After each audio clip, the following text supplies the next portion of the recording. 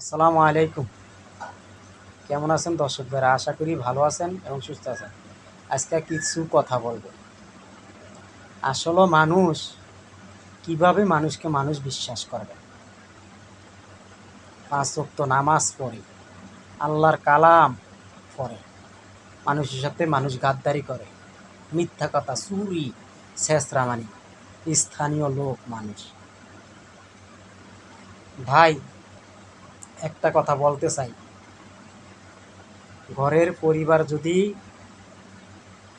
যদি কোনো সমস্যা করে বা কোনো দোষ করে, তার স্বামীর উপরে এবং তার পোলাপাইনের উপরে অভিশাপ পড়ে।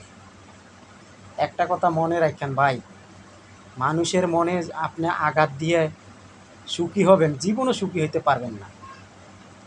আপনি মানুষের মনে আঘাত দিয়ে সুখী জীবনে হইতে পারবেন না। মানুষের অভিশাপ হইল বড় অভিশাপ।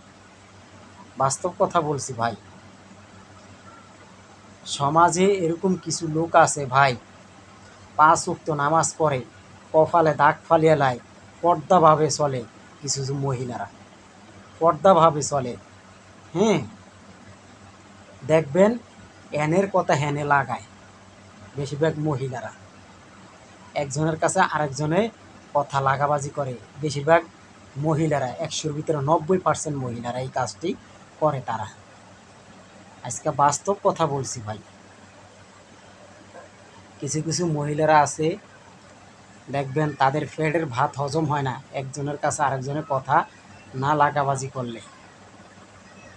এবং কি আপনার কাছ থেকে টাকা নিছে, আপনার হাতে কিস্তি উড়াইছে।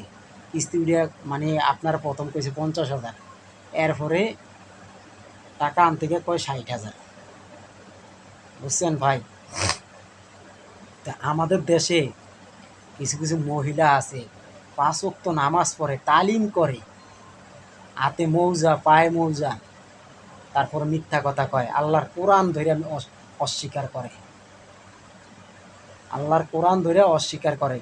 কিছু কিছু মহিলারা আছে, কয় আপনার কাছ থেকে আমি টাকা নেই না। এ হইল সমাজের মহিলারা ভাই।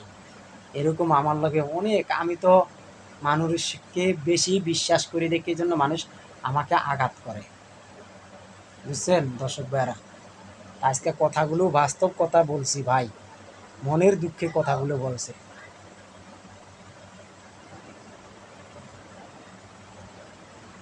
দেখবেন আপনার ৫ ওয়াক্ত যে কোনো লোকেরাই নামাজ পড়বে, পড়ার পরে আপনাকে অস্বীকার করে লাগবে, আপন হোক আর পর হোক।